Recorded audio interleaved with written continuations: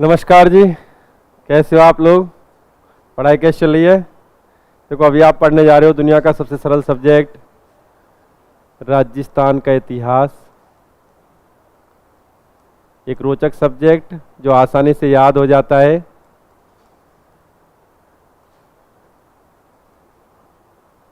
अच्छा, इस सब्जेक्ट में आप विगत क्लास में टॉपिक पढ़ रहे थे मेवाड़ का इतिहास। ध्यान से सुने आप लोग, मेवाड़ का इतिहास। और देखो, चीज़ों को समझने का प्रयास करें और जिज्ञासा के तहत कोई क्वेश्चन आता है दिमाग में तो आप वो चर्चा कर सकते हैं। ठीक, जिज्ञासा को दबा के ना ले जाएं, इंप्रेशन की बात ना सोचें मेरा इंप्रेशन खराब हो जाएगा या छोटा बड़ा क्वेश्चन, ऐसा कुछ नहीं होता है। आपकी जिज्ञासा के तहत कोई भी क्वेश्चन हो आप चर्चा कर सकते हैं। मेवाड़ का इतिहास, और मेवाड़ के इतिहास के अंतर्गत आप जो विगत क्लास में शासक पढ़ रहे थे वो शासक था राणा लाखा, यही तो था, लक्ष्य सिंह यानी राणा लाखा। अब ध्यान से सुनना,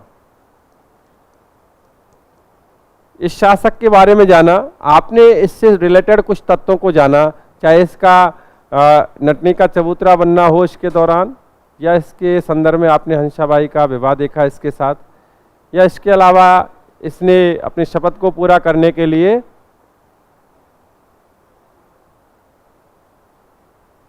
हाँ जी, ध्यान से सुने, लक्ष्य सिंह के जो पुत्रों का उल्लेख किया मैंने, एक तो किया कौन सा, कुंवर चूड़ा। मैंने ये बताया कि पुत्र ज्यादा भी थे लेकिन ज्येष्ठ पुत्र कौन सा था, कुंवर चूड़ा। समझना इस तत्व को। और एक पुत्र मैंने बताया, इसका जो छोटा पुत्र था वो था मोकल। कुछ तत्वों को जाने उसके बाद हम पढ़ते हैं। पहली बात तो यह है कि इस कुंवर चूड़ा के संदर्भ में आपने पढ़ाई था कि कुंवर चूड़ा ने अपने छोटे भाई मोकल के राजगद्दी का त्याग किया था, क्योंकि आप जानते हैं लक्ष्य सिंह का वृद्धावस्था में हंसाबाई से, इसकी माँ का नाम क्या था, हंसाबाई, हंसाबाई से विवाह ही इस शर्त पर हुआ था कि इस हंसाबाई से होने वाला पुत्र ही क्या बनेगा, मेवाड़ का उत्तराधिकारी। और उसी शर्त के तहत कुंवर चूड़ा ने एडजस्ट किया था और मोकल को शासक बनवाने में योगदान दिया था। अभी कुंवर चूड़ा को मेवाड़ का भीष्म कहा गया। ठीक भाई, अब देखो घटनाक्रम आगे बढ़ता है, लक्ष्य सिंह की मृत्यु हो जाती है, शर्त के अकॉर्डिंग शासक कौन बन जाता है, मोकल। मोकल शासक तो बना, ध्यान से सुनना, मोकल जिसका शासनकाल आपको बताया होगा मैंने, कितना, 14 से 21 से 14 से 33, ये शासनकाल बताया। ठीक भाई, जो होगा तुम्हें पता रहता है सब। अब ध्यान से सुने, यहां मोकल शासक तो बन गया लेकिन सारी राजनीतिक जो जिम्मेदारी थी वो किसके हाथ में थी, कुंवर चूड़ा के हाथ। किसके हाथ में थी? दूसरी बात ये विशेष ध्यान देना कि चूंकि इस बंदे ने इतना बड़ा त्याग किया था तो मेवाड़ की जनता में इसकी प्रतिष्ठा बढ़ गई थी, इसका सम्मान बढ़ गया था। ये बात विशेष ध्यान देना। आई मीन ये केवल नाम मात्र का राजा था, बाकी सब कुछ किसके हाथ में था, कुंवर चूड़ा के। किसके हाथ में था, कुंवर चूड़ा के हाथ। अब चूंकि प्रक्रिया यही संभाल रहा था, मैंने आपको यह भी बताया था कि इस दौरान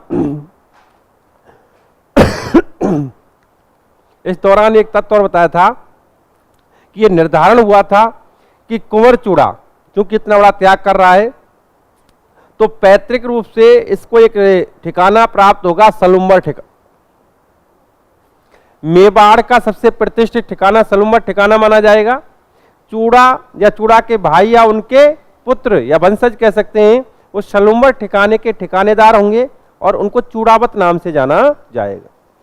मेवाड़, ये क्वेश्चन विशेष ध्यान देना कि मेवाड़ का शासक किसी कार्यवश मेवाड़ से बाहर होता या व्यस्त होता तो सारी जिम्मेदारी कहां के ठिकानेदार पे होती थी, सलुम्बर के। क्योंकि मेवाड़ में यदि सेकंड पोजीशन पर कोई था तो वो कहां का ठिकानेदार होता था। अभी जो इस प्रक्रिया के तहत यहां मुगल शासक बना था, सारे राजनीतिक अधिकार इसके हाथ में थे, ये नाम मात्र का शासक था। हंसाबाई व्यथित हुई, चिंतित हुई।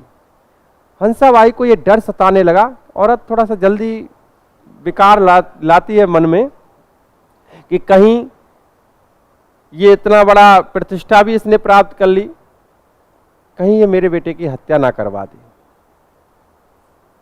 इसने जनता की सहानुभूति अर्जित कर ली, उसके बाद हत्या करके शासन भी प्राप्त ना कर ले। तो इस प्रकार के कुटिल विचार इस हंसाबाई के मन में आने, और जब ये विचार इस कुंवर चूड़ा तक पहुंचे, कुंवर चूड़ा को ऐसा लगा कि मम्मी, भाई मम्मी है, ठीक, गलत सोच रही है सौतेली मां। तो इस कुंवर चूड़ा ने इसी विचार के तहत मेवाड़ को छोड़, और कुंवर चूड़ा मेवाड़ छोड़कर चला गया मांडू। कहां चला गया? मांडू। एक्चुअली मांडू तत्कालीन समय में मालवा रियासत का पार्ट था। किस रियासत का पार्ट था? मालवा का। और आपको एक चीज स्पष्ट कर दूं कि मेवाड़ के शासकों के शत्रु के रूप में मालवा रियासत जानी गई। मालवा, गुजरात, ये सीमांत रियासतें थी मेवाड़ की, और ये शत्रु रियासतें थी। और मेवाड़ के जितने भी व्यक्ति हैं, चाहे अच्छा कार्य करें या बुरा कार्य करें, भाग करके कहां जाते थे? मांडू ही जाते थे। मांडू चला गया ये, ठीक। यहां इसका कोई बड़ा कार्य नहीं है, कोई बात नहीं है, लेकिन इसको शायद ये डर था कि अगर ये मोकल अपनी मौत भी मारा गया तो इल्जाम किस पे आएगा? अपने भाइयों को लेकर के ये मांडू चला गया। केवल एक भाई को यहां छोड़ गया, सबसे छोटे भाई को, जिसका नाम मैं बता दूं, राघव देव। किस भाई को छोड़ गया? इस भाई को यहां छोड़ गया कि भाई तू यहां पर रहे, राणा की देखभाल कर, रक्षा कर, और यहां कोई प्रॉब्लम आए मुझे संदेश भेजते। तो राघव देव यहां रह गया इसकी सहायता हेतु। ये अपने भाइयों के साथ चला गया मांडू। तो यहाँ एक तो आपको ये चीज विशेष ध्यान रखनी है, क्योंकि घटनाक्रम के तहत आगे ये बात ध्यान आएगी, क्योंकि ये रिटर्न होगा, बंदा वापस भी आएगा, टाइम लगेगा थोड़ा सा। इधर यहां हंसाबाई ने मोकल की सहायता हेतु अपने भाई राव रणमल को बुला लिया। किसको बुला लिया? राव रणमल को। आई मीन रणमल को बुला लिया।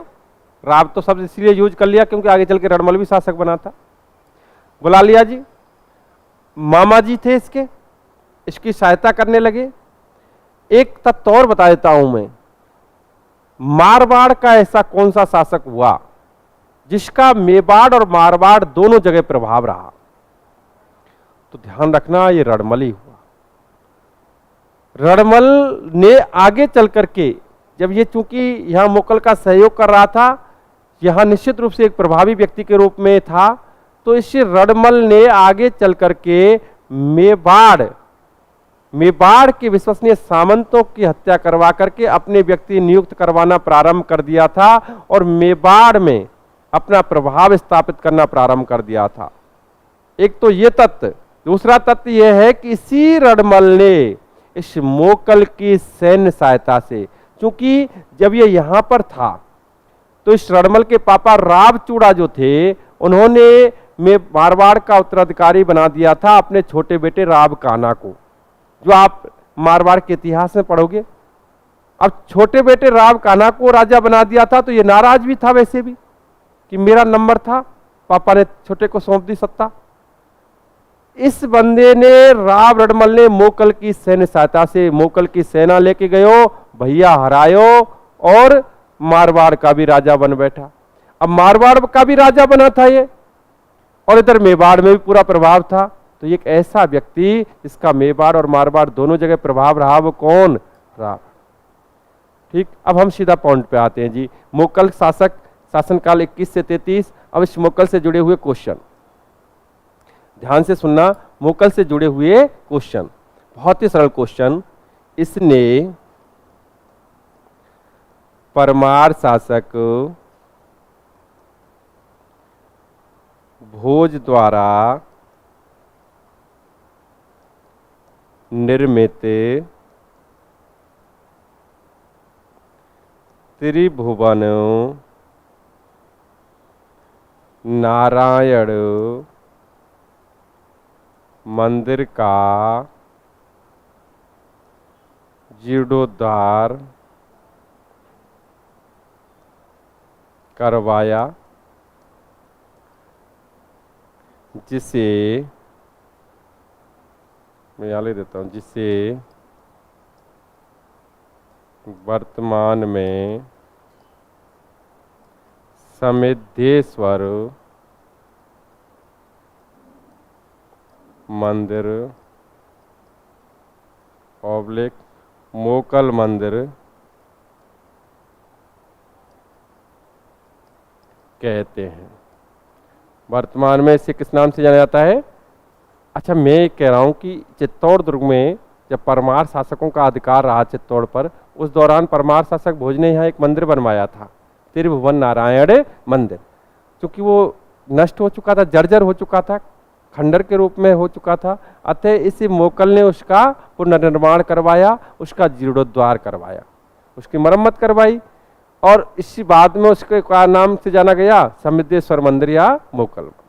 तो एक क्वेश्चन क्या, समिद्धेश्वर मंदिर या मोकल मंदिर किस दुर्ग में स्थित है? चित्तौड़ दुर्ग में। ठीक है, समिद्धेश्वर मंदिर किसने बनवाया? मोकल ने। ठीक, समिद्धेश्वर मंदिर का जो जीर्णोद्धार करवाया था वो किस मंदिर के स्थान पर था? त्रिभुवन नारायण मंदिर के स्थान पर।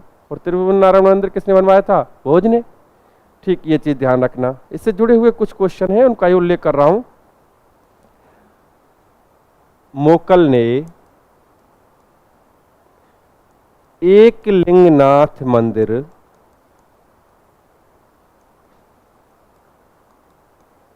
मंदिर का परकोटा बनवाया। क्या बनवाया? परकोटा। अच्छा, एक चीज बताएं, एकलिंगनाथ मंदिर, ये तो आप सब लोग जानते होंगे कि मेवाड़ के शासकों, घुइलिया सिसोदिया शासकों, कुल देवता के रूप में कौन माने जाते हैं? एकलिंगनाथ जी। एकलिंगनाथ जी को स्वामी मान करके ही मेवाड़ के शासक शासन करते रहे, उनके सेवक के रूप में। ठीक, एकलिंगनाथ जी के मंदिर का निर्माण किसने करवाया था? बप्पा रावल ने। ये मैं पहले ही बता चुका हूं, नोट भी करा चुका हूं शायद। नेक्स्ट बात करें, एकलिंगनाथ मंदिर का परकोटा किसने बनवाया? और एकलिंगनाथ मंदिर का जीर्णोद्धार किसने करवाया? और वो आता है राणा कुंभा ने। किसने करवाया? ये बात, तीनों ही पॉइंटों को ध्यान रखना। एकलिंगनाथ मंदिर कैलाशपुरी नागदा उदयपुर में स्थित है। नेक्स्ट ध्यान से सुने, मोकल की सैन्य सहायता से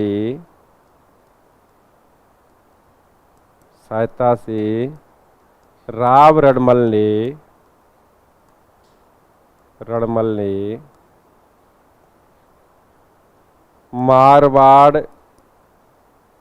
की राजगद्दी प्राप्त की। ठीक भाई। नेक्स्ट, मोकल के दरबारी विद्वान हुए योगेश्वर भट्ट और विष्णु भट्ट। नेक्स्ट बात करें, मोकल के दरबारी शिल्पी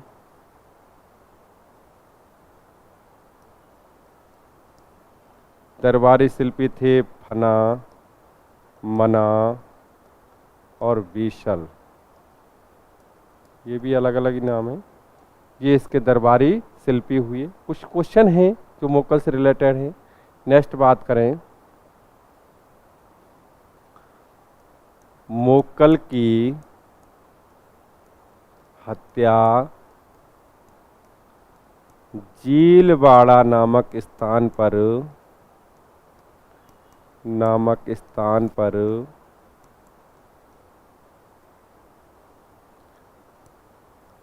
चाचा मेरा द्वारा द्वारा की गई। अब ये तथ्य समझने का है कि भाई चाचा मेरा कौन थे और इसकी हत्या झीलवाड़ा में ही क्यों हुई और ये वहाँ करने क्या गया था। एक्चुअली मैं आपको बता दूं कि मेवाड़ रियासत का, मैंने कहा कि मेवाड़ रियासत की सीमांत रियासतें मुख्यतः कौन सी, गुजरात और मालवा, जिनका उल्लेख मैं आगे भी करूंगा, एक डाटा भी दूंगा आपके लिए। तो ये रियासतों के जो शासक थे निश्चित रूप से मेवाड़ पर आधिपत्य करना चाहते थे। मुस्लिम शासक थे इन रियासतों पर।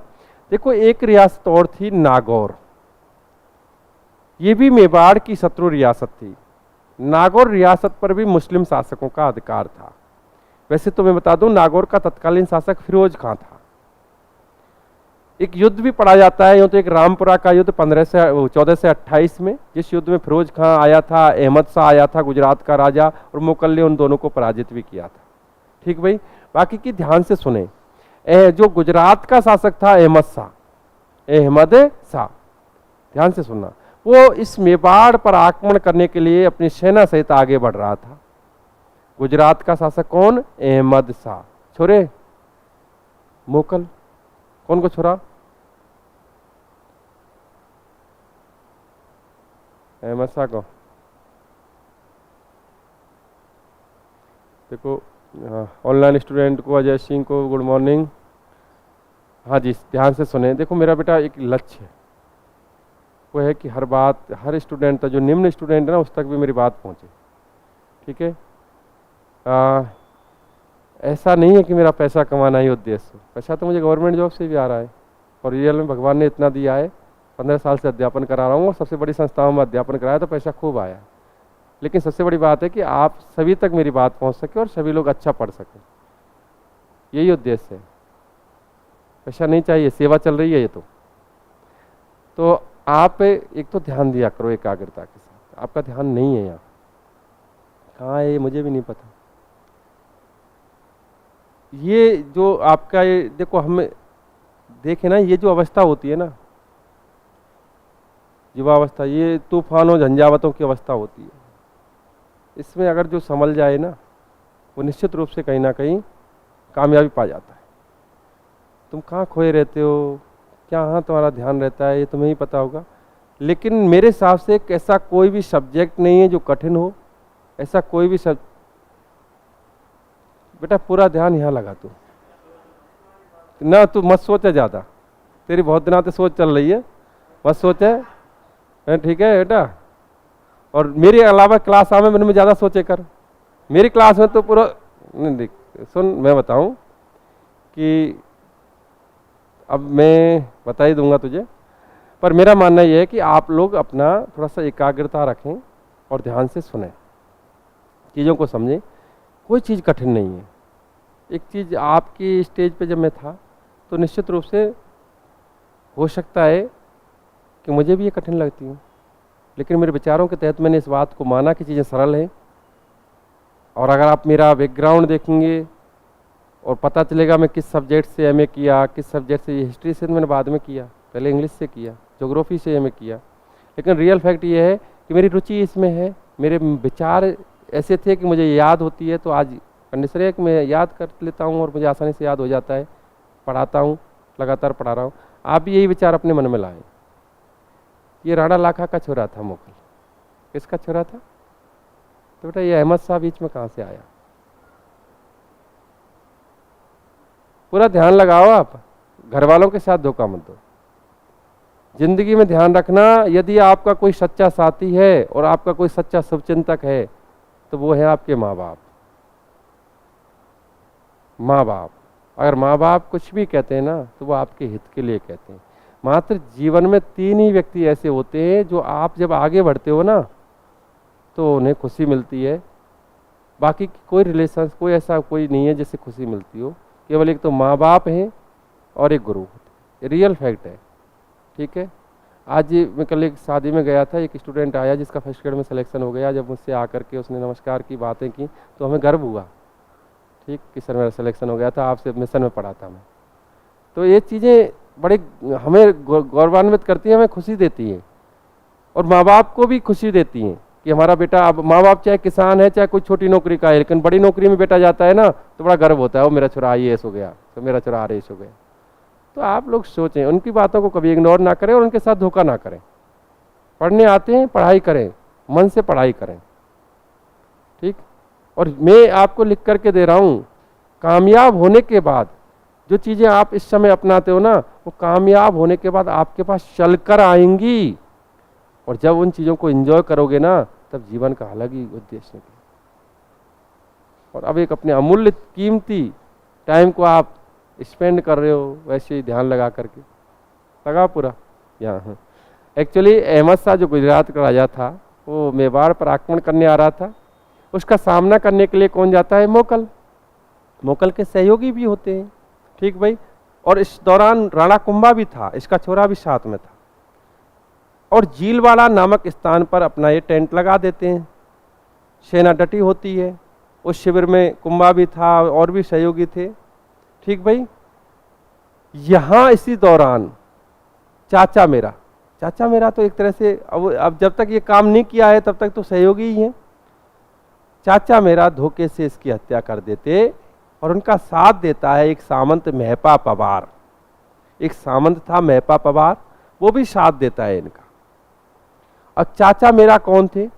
चाचा देखो, चूंकि मोकल प्रभावी राजा नहीं था इतना, एक बात विशेष ध्यान रखना। मोकल के समय सीमांत शत्रु अपना मोह उठाए हुए थे। सीमांत शत्रु मेवाड़ पर आक्रमण करने के लिए तैयार थे। सामंतों में थोड़ी सी अव्यवस्था फैली हुई थी। सामंत जैसे महपा पवार जैसे सामंत थे, वो भी मेवाड़ अपने स्वयं को स्वतंत्र करना चाहते थे।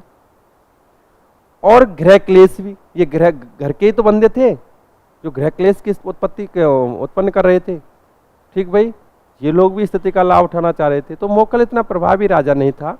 मोकल के समय राव रणमल अपनी नीतियां लागू कर रहा था। जो महत्वपूर्ण व्यक्ति था कुंवर चूड़ा, वो यहाँ से जा चुका था। तो कहीं ना कहीं स्थितियां इतनी बेहतर नहीं थी मोकल के समय, मेरा जो आकलन है। यदि यहाँ देखें तो वो आ रहा था, ये लोग वहाँ पड़ाव डाल लेते हैं, इंतजार कर रहे थे अहमद शाह आएगा और उसको यहाँ लड़ेंगे। लेकिन इसी दौरान चाचा मेरा, जो इससे लच्छित सिंह था इसका पापा मोकल का, उससे पूर्व लच्छित सिंह का जो पापा था क्षेत्र सिंह खेता, उसकी अभेद संतान थी, उसके दासी पुत्र थे, ठीक। अब था तो राजा का ही खून। ये भी सोचने लगे कि स्थितियों का लाभ उठाया जाए और कुछ ना कुछ पाया जाए। और इसी उद्देश्य से इन्होंने क्या कर दिया? मोकल की हत्या कर दी। कहाँ की? जीलवाड़ा नामक स्थान, मार दिया जी। मोकल मर गया। अब मोकल जैसे ही मोकल की मृत्यु का समाचार मिला तो मेवाड़ के विश्वसनीय जो व्यक्ति थे वो राणा कुंभा को वहां से सुरक्षित शिविर से निकाल करके ले गए, क्योंकि राणा कुंभा ही गद्दी का दावेदार था। हो सकता है उस पर ही अगला हमला होता। इतना निकाल के ले गए और राणा कुंभा को लाए और उसका राज्याभिषेक। और अब इसके बाद शासक कौन बन गया? राणा कुंभा। बड़ा रोचक कैरेक्टर, एक ऐसा शासक जिससे राजस्थान गौरवान्वित है, जिसे कलम कला कटार की त्रिवेणी कहा गया। और आप उसके संदर्भ में पढ़ेंगे बहुत सारी जानकारी जो एग्जाम्स में कई बार पूछी जाती है, उससे रिलेटेड क्वेश्चन एग्जाम में आने की संभावना पूरी रहती है। तो अभी इसके बाद आप क्या पढ़ेंगे? मुगल के बाद राणा कुंभा। राणा कुंभा के बारे में हम जानते हैं, ध्यान से सुनना। राणा कुंभा, पहली बात तो राणा कुंभा से रिलेटेड सामान्य से पॉइंट बता रहा हूं मैं, फिर राणा कुंभा की प्रारंभिक कठिनाइयां बताऊंगा, फिर राणा कुंभा के जीवन से जुड़े हुए सारे पहलुओं पर चर्चा करेंगे। शासनकाल 1433 से 1468 ईस्वी। महत्वपूर्ण शासक है तो प्रत्येक स्टूडेंट ध्यान देगा। 1433 से 1468। आप जानते हैं इसके पिता का नाम? पिता मोकल। राणा कुंभा का एक और भी नाम पढ़ने को मिलता है, कुंभकर्ण। क्या मिलता है? कुंभकर्ण। और इसके भाई का नाम भी पढ़ने को मिलता है, इसके भाई का नाम था खेमकर्ण। क्या था? खेमकर्ण। बाकी ये ज्येष्ठ पुत्र था, गद्दी का दावेदार था। माता का नाम सौभाग्य देवी। बहुत पढ़ते हो आप बेटा, छोरे ऐसे रह जाएं और छोरियां पढ़ पढ़ के नौकरी लग जाएं और फिर बाद में तुम कहें। क्योंकि अभी मैंने देखा है, अभी एक ने कहा मुझसे, गुरुजी अभी मेरे एक स्टूडेंट, मैं कलेक्ट्रेट गया था अभी कुछ समय पहले, मेरे प्रिय स्टूडेंट ही मानता हूँ, वो अगर मुझे सुनेंगे तो फिर वो कहेंगे गुरुजी कह देते हैं, उसे गुरुजी कोई गवर्नमेंट जॉब में है बंदा, कोई लड़की नौकरी बारी हो तो बताइए। तो ठीक है, ऐसे आके कहें। और पता है मैंने लड़कियों को जॉब लगने के बाद संबंध आते हैं लड़कों को रिजेक्ट करते हुए देखा है, ना मेरी पसंद में ना आ रहा थू ना, ठीक है। तो बेटा ऐसी कंडीशंस क्रिएट क्यों होती है, तुम जानते ही हो, तू वाली कंडीशन क्यों करवाते हो, ठीक है। माता कौन, सौभाग्य देवी। राज्याभिषेक 1433 ईस्वी में हुआ, 1433 ईस्वी में हुआ। नेक्स्ट बात करें तो उनकी एक पुत्री का भी उल्लेख मिलता है, पुत्री रमाबाई। मैं उन पॉइंटों को यहाँ हाईलाइट कर रहा हूँ जिनसे रिलेटेड कोई क्वेश्चन बनने की समय। रमाबाई जिसे इतिहास में बागेश्वरी के नाम से भी जाना गया। अच्छा, श्रृंगार चबरी, श्रृंगार चबरी किस दुर्ग में स्थित है? श्रृंगार चबरी चित्तौड़ दुर्ग में। और वो चबरी किसकी है? इसी रमाबाई की है। चबरी जानते हो क्या होता है? बस तुम तो जीनियस स्टूडेंट हो। पुत्र उदा, उदा वही है जन पापा मारे हो, ठीक है, अभी मारेगो बाद में, लास्ट में मरवाएंगे, ठीक। इससे पितरहंता कहा जाएगा। हाँ, पितरहंता, पुत्रहंता तो बेटा एक और ही निकालेंगे हम। उदा, उदा के बाद रायमल कह देकर और फिर हंस के पल्लियां देख लेकर। पुत्र कहाँ? उदा, रायमल। नेक्स्ट देखो, हाईलाइट जीवन के घटनाओं हैं इसकी। एक है सारंगपुर का युद्ध। बेटा एक छोरा हो, जाके नीचे लटक रहो, यही को तो ध्यान रखा कर, हैं? अरे तुझे तो अचानक जोश आ गया, वहां बैग रख के अब देखो पूरा ध्यान लगा रहा है, कितनी खुशी की बात है। ऐसे ही लगा रहे बेटा। मैं पता है 12 बजे शादियों में से गया हूँ, फिर भी आज सुबह आकर के तुम्हारे मन से पढ़ा रहा हूँ। ऐसे होता है जीवन में, कुछ नहीं है। हमने तो ये सुना है नरेंद्र मोदी 4 घंटे से होता है, देश चला रहा है, ठीक है। हाँ ठीक है, सारंगपुर का युद्ध ध्यान से सुने, ये हुआ 1437 में। आप इतने बड़े नहीं हुए कि कोई टिप्पणी कर सके, पहले उतने योग्य बनो फिर टिप्पणी करो। नेक्स्ट बात करें तो देखो, इन्होंने विजय स्तंभ का निर्माण भी करवाया। विजय स्तंभ के संदर्भ में बड़ी चर्चा हो सकती है, कहीं ना कहीं बहुत बेहतरीन क्वेश्चन इससे निकल के आते हैं। ये निर्माण हुआ 1440 से 1448। मैं ये केवल सामान्य सा डाटा दे रहा हूं, इनका विस्तृत ब्यौरा तो मैं आगे दूंगा। लेकिन विजय स्तंभ के बाद आप देखें इसके जीवन से जुड़ी हुई एक आवल बावल की संधि, आवल बावल की संधि, इसका भी उल्लेख किया जाएगा। आवल बावल की संधि 1453 ईस्वी। नेक्स्ट बात करें तो एक चंपानेर की संधि इसी के जीवन से जुड़ी हुई,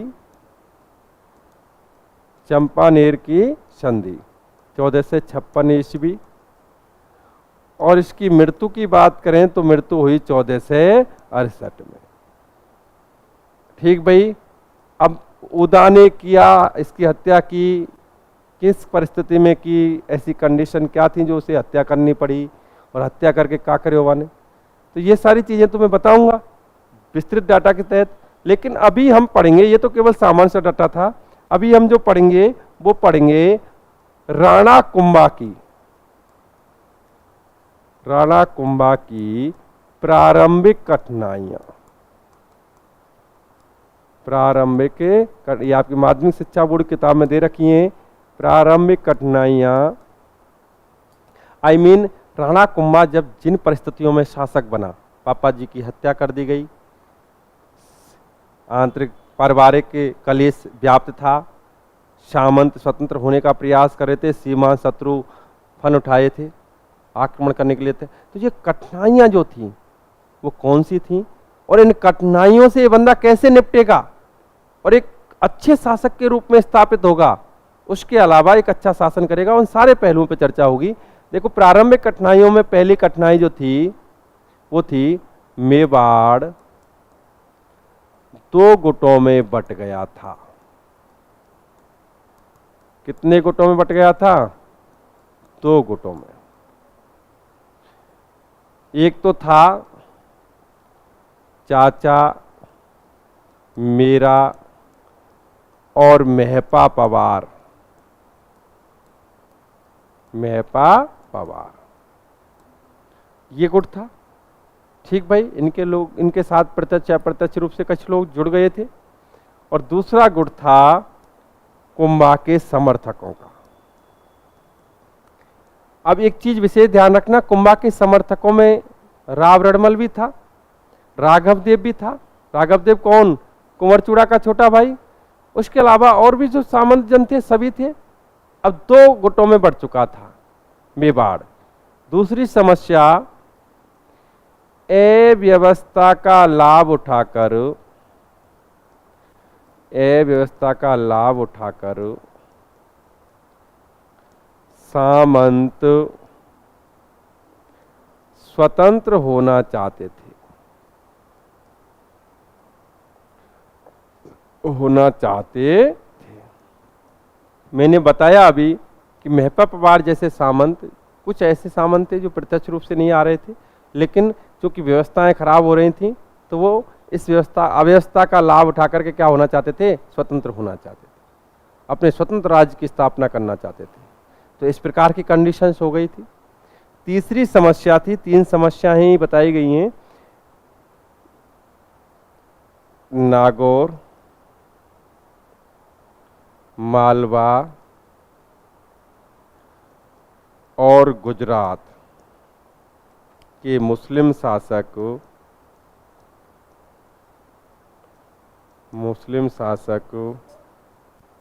मेवाड़ के साम्राज्य पर अधिकार करना चाहते थे।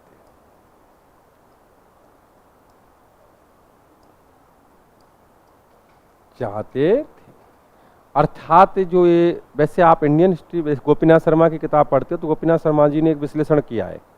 वो कहते हैं कि देखो मेवाड़ की कंडीशन ऐसी थी, तो ये मेवाड़ है, इसकी एक तरफ तो मुस्लिम रियासत गुजरात थी, एक तरफ मुस्लिम रियासत कौन सी थी? मालवा, ठीक, एक तरफ नागौर मुस्लिम रियासत थी।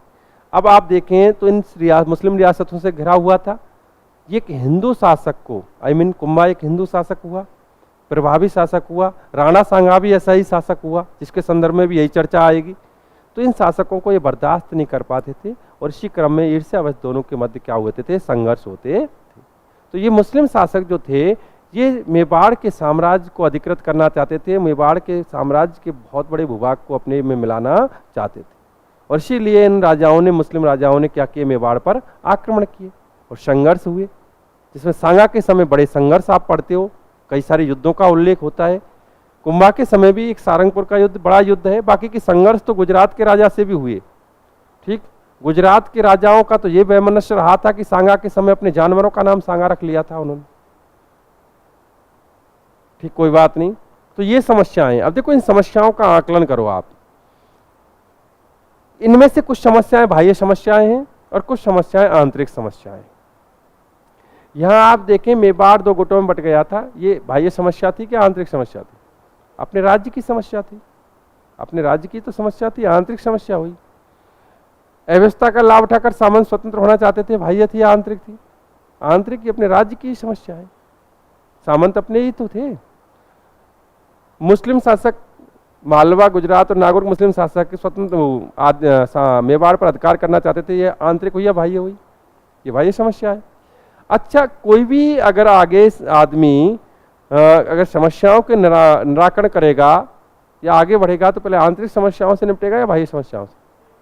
ये तो क्लियर है, आंतरिक समस्याओं से। भाई अपना घर दुरुस्त होगा जब तो पड़ोसी का करेगा। ठीक भाई, तो आंतरिक समस्याओं से निपटता है बंदा। शासक बनते ही, ध्यान से सुनना, शासक बनते ही, राणा कुंभा के संदर्भ में आप पढ़ रहे हो, राणा कुंभा ने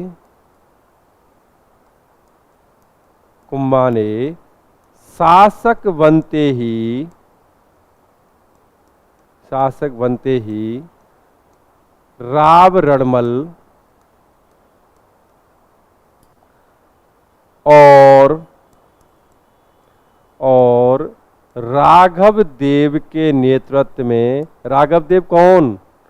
कुंवर चूड़ा का सबसे छोटा भाई। राघव देव के नेतृत्व में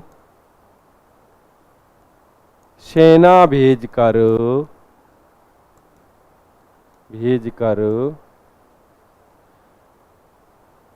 कोटड़ा की पहाड़ियों में छिपे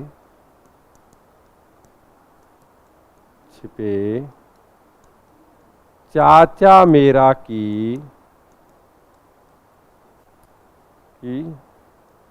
हत्या करवा दी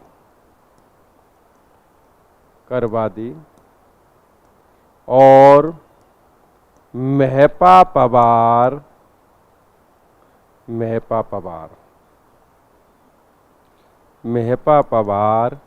मांडू भाग गया। कहाँ भाग गया? मैंने बताया ही था, भागने वाला सिस्टम तो मांडू तक ही जाता है। हाँ, तो मांडू भाग। देखो, एक तीर से दो निशाने कैसे? यहाँ इस शासक बनाए तुरंत, राज्याभिषेक हुआ। राज्याभिषेक होते इसने इस प्रकार की नीति अपनाई दमनकारी कि अपने शत्रुओं को नष्ट करने का प्लान किया। इसी क्रम में इसने अपने सेनापति राघव देव, जो इसका विश्वसनीय था, राव रणमल भी इसी। देखो, राव रणमल का कैरेक्टर आप ध्यान रखें। राव रणमल था तो इनका समर्थक ही, लेकिन राव रणमल अपने स्वार्थों के निहित था। उसके कुछ स्वार्थ थे, और वो स्वार्थ यही थे कि मारवाड़ में प्रभावी स्थापना रखना और उसके अलावा मेवाड़ में भी अपना प्रभाव बना के रखना। इस क्रम में राव रणमल ने मेवाड़ को क्षति भी पहुंचाई है, लेकिन समर्थक तो इन्हीं का था। तो यह इनके नेतृत्व में सेना भेजता है और पहाड़ियों में छुपे हुए थे चाचा मेरा, कोटड़ा की पहाड़ी उदयपुर, इनमें छुपे हुए थे और इनकी हत्या करवा। और इसी क्रम में भयभीत होकर महपा पवार कहाँ भाग जाता है? तो देखो, एक तीर से दो निशाने में क्यों कह रहा हूं? क्योंकि एक तो शत्रुओं का दमन हो गया, पिता की मृत्यु का बदला ले लिया, ठीक भाई। दूसरा, चूंकि इसने शासक बनते इस प्रकार की कठोर नीति अपनाई, तो जो सामंत जो स्वतंत्र होने की सोच रहे थे वो डर गए। महपा पवार तो भाग ही गया, और जो स्वतंत्र होने का विचार भी ला रहे थे वो डर गए। और इसी वजह से अव्यवस्था का लाभ उठाकर जो सावंत स्वतंत्र होना चाहते थे, उन्होंने स्वतंत्र होने का विचार त्याग। तो दो समस्याएं एक साथ सॉल्व हुई है ना। तो एक तो ये काम हुआ। दूसरा मैं बता दूं, इसी क्रम में कुछ नुकसान भी हुआ। इसी क्रम में प्रारंभिक दौर में जब शासक बना था, उस क्रम में एक नुकसान हुआ। राव रणमल ने षड्यंत्र रचकर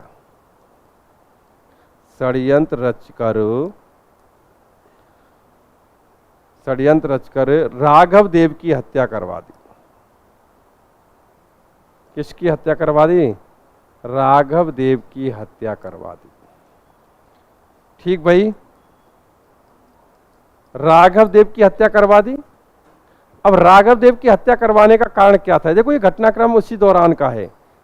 कारण था कि राव रणमल जो यहाँ अपने कुछ स्वार्थों की सिद्धि कर रहा था, मेवाड़ के विश्वसनीय सामंतों की हत्या करवाकर मारवाड़ से व्यक्ति बुलाता और वहां स्थापित कर देता, जिससे कि इसकी चलिए जा और इसका प्रभाव बना रहे। अब इस चीज में रुकावट कौन था? केवल और केवल राघव देव, क्योंकि राघव देव पूरी निष्ठा के साथ राणा की सेवा कर रहा था,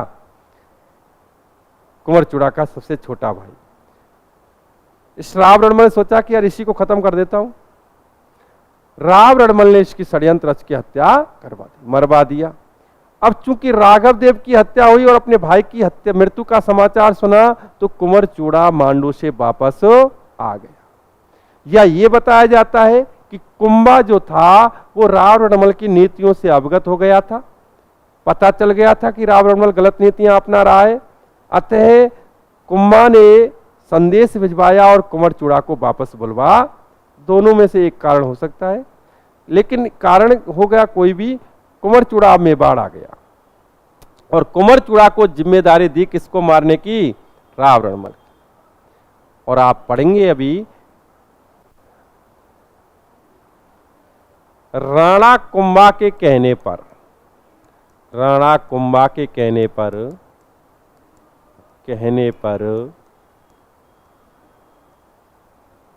कुंवर चूड़ा ने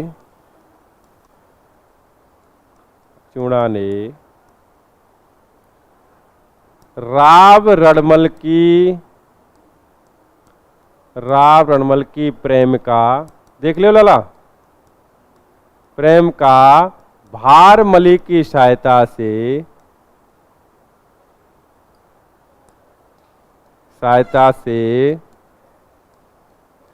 राव रणमल की हत्या करवा दी। हत्या करवा दियो।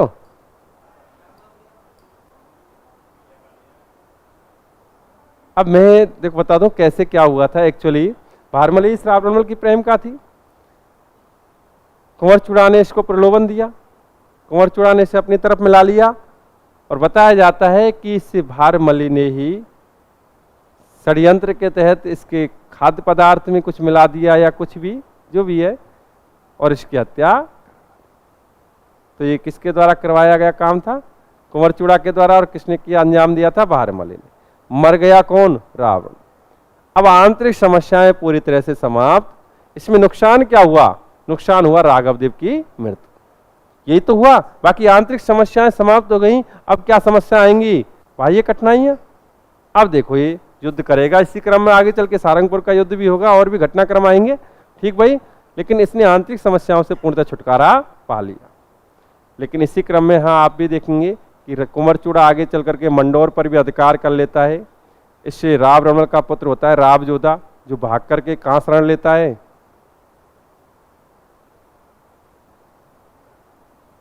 काहुनी गांव बीकानेर। कोई बात नहीं है, वो तो आएंगी, ठीक है। बाद में तो इन कुंभा के मध्य और रावजोधा के मध्य आवल बावल की संधि हो जाएगी, दोनों समधी खेलेंगे, छोरी भी आएगा वो रावजोधा, ठीक है भाई। चलता रहेगा ये प्रक्रिया तो। लेकिन अभी आप इसे तो आप, अरे काफी हो गया आज। देखो यहाँ ये पॉइंट से नोट करना है, मोकल हेडिंग डाल के थोड़ा स्पीड से।